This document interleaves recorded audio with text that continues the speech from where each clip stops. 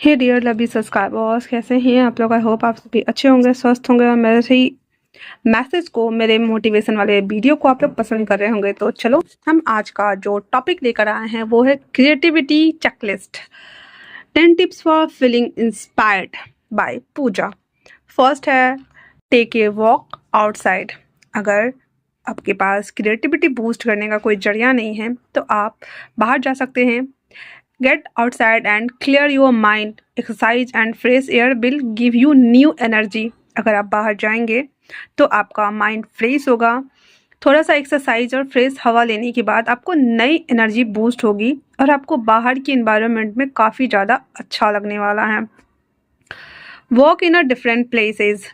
Pack up your laptop or notebook and change your scenery. Head to the library, a coffee shop और park bench. अगर आप अपने office के boring schedule से काफ़ी ज़्यादा बोर हो चुके हैं, अपना लैपटॉप, नोटबुक्स, जो कुछ भी है उसे उठाइए, चुपचाप से किसी लाइब्रेरी के कोने में जाकर एक सीट पकड़िए, या फिर किसी कॉफ़ी शॉप में जाकर एक साइड टेबल पकड़िए, या फिर पार्क में जाकर एक बेंच पे बैठ के वहाँ पे अगर आप काम करेंगे, आसपास की चीज़ों को ऑब्जॉर्व करेंगे। अगर आप क्रिएटिव है तो आपको फोटोग्राफिक मेमोरी को यूज़ करना चाहिए, क्योंकि आसपास की चीज़ों को देखने के बाद भी हमें कभी कभी कई सारे आइडियाज़ हमें मिल जाते हैं जो हमारे लिए काफ़ी ज़्यादा यूज़फुल साबित होते हैं। तीसरा है, लिसन टू द म्यूज़िक।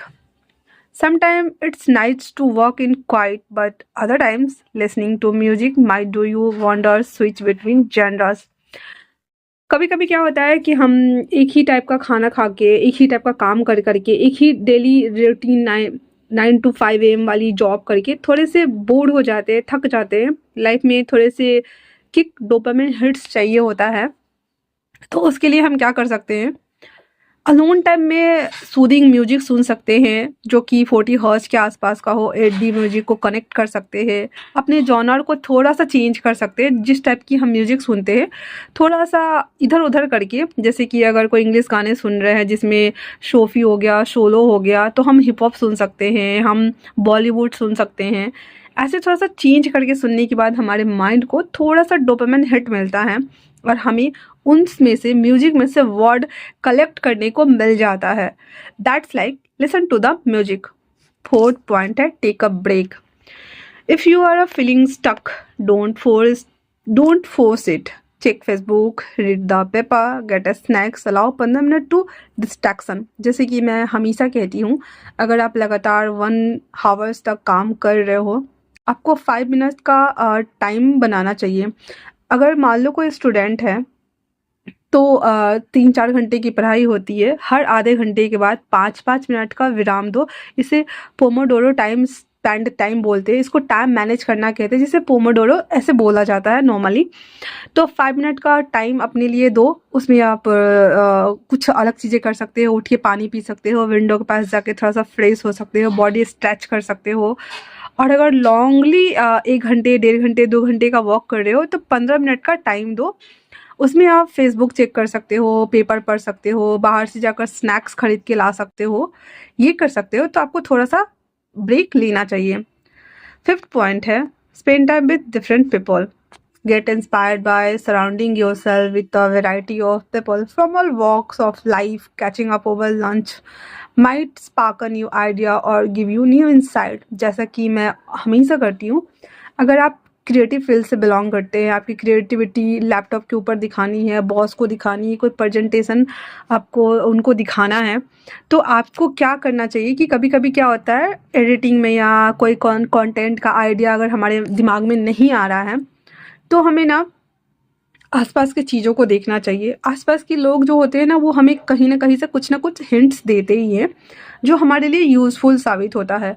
अगर फिर भी अगर आप फोटोग्राफिक मेमोरी यूज़ नहीं करना जानते कि कैसे किया जाता है, तो आप अपने दोस्तों के साथ वीकेंड में एक बार, या जब आप बहुत ज़्यादा स्ट्रेस हो तो लंच के लिए जा सकते हैं। वहाँ पे इस पे बातें कर सकते हैं, डिस्कस कर सकते हैं खाने के टाइम पे, सिर्फ वही टॉपिक पे, नन अदर कोई भी टॉपिक्स पे नहीं। तो आपको वहाँ पे new insight, new views, new version, new ideas, new concept, सभी कुछ मिल जाएगा।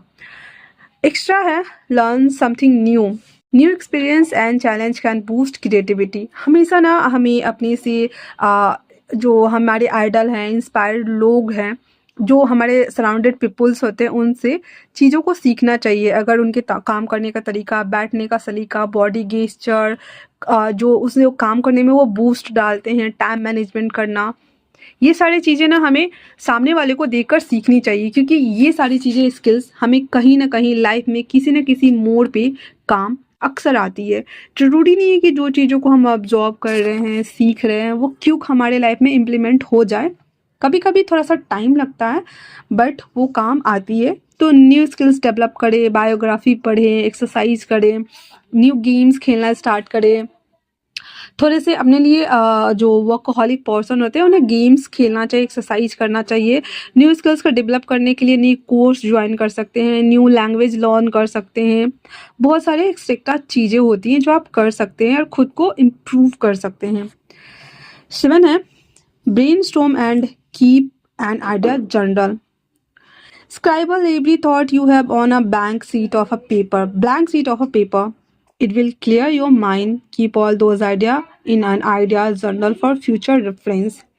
अगर मान लो कि आप एम्प्लॉय हो, अगर आप किसी सॉफ्टवेयर इंजीनियर हो, किसी प्रोग्राम के ऊपर काम कर रहे हो, मान लो कि अगर आप फ़िलहाल से किसी प्रोग्राम के ऊपर काम कर रहे हो, बट वही काम करते करते अगर आपको क्यों न्यू आइडियाज़ आ रहे हैं, अक्सर होता है कि हम चीज़ें भूल जाते हैं। तो क्या करें हम कि उसे जनरल में क्विक नोट करके हम साइड करके रख सकते हैं, ताकि इन फ्यूचर वही आइडियाज़ हमें दूसरे चीज़ों के ऊपर काम करने के लिए हमें फोर्स कर सके, या फिर यूज किया जा सकते हैं। जैसे नॉर्मली होता है कि हम अगर कोई स्टोरी क्रिएट कर रहे हैं या बना रहे हैं, या फिर किसी चिप के ऊपर या किसी जो एप्लीकेशंस होता है उसके ऊपर काम करते हैं, तो होता है ना कि ये बना रहा हो तो देन नेक्स्ट हमें कुछ और बनाना चाहिए, फिर उसके लिए हमें बहुत सारे लैंग्वेज सीखनी होती है, ये सब करना होता है। तो माइंड में एक मैपिंग चलती है।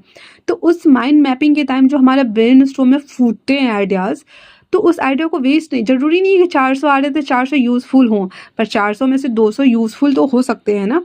That's why I suggest you कि वो सारी चीज़ों को जर्नल के तौर पे आप फ्यूचर रेफरेंस के तौर पे लिख के रख सकते हैं। नेक्स्ट है हमारा 8वां, arrange, rearrange and organised. Clean and organise your desk, rearrange your furniture. इसमें हमें कहा गया है कि जिस जगह पे, जिस वर्क प्लेस पे, जैसे अपने कमरे में एक टेबल और एक जो चेयर होता है वो, या फिर ऑफिस में जो हमारा ऑफिशियल डेस्क होता है, चेयर होता है, उसे हमेशा ऑर्गेनाइज करके व्यवस्थित तरीके से रखना चाहिए। डेस्क को ज़्यादा मैसी फैलाकर नहीं रखना चाहिए। किताब को और जो फाइल्स होती है उन सबको अपनी जगह पे एडजस्ट करके, व्यवस्थित करके अच्छे से रखना होता है। 9th है change your routine. Work at different time of the day. Try tracking a problem in the morning or take another look at the later that night. अगर आप सेम रूटीन को फॉलो कर रहे हो, 9 to 5 AM जॉब कर रहे हो, एक ही जगह पे काम कर रहे हो, फंस गए हो, स्टक हो गए हो, बोरियत लग रहा है, आलस आ रहा है, थोड़ा बहुत रूटीन को चेंज कर दो। अगर मॉर्निंग में एक्सरसाइज करने का टाइम नहीं मिल रहा है तो शाम में कर लो।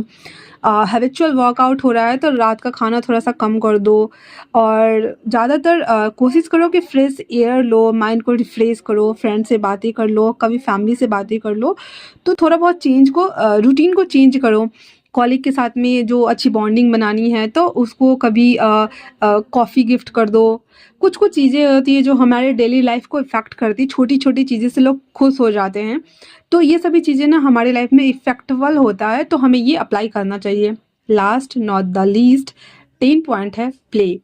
Play a game, conquer the monkey bars or colors, do something fun and exciting that you don't do often.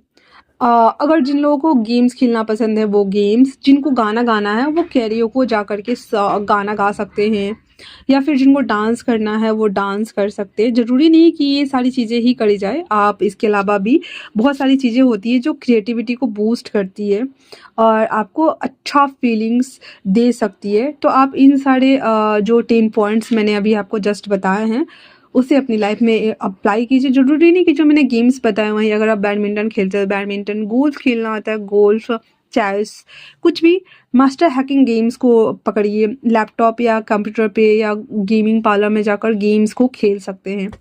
तो इस तरीके से आप अपनी लाइफ में कुछ चीज़ों को पुट करेंगे तो आपकी लाइफ की वैल्यू भी बढ़ेगी, आपकी क्रिएटिविटी में निखार भी आएगा और आप खुद को ग्रो कर पाएंगे। तो आज के लिए इतना ही, तब तक के लिए थैंक्स फॉर वॉचिंग।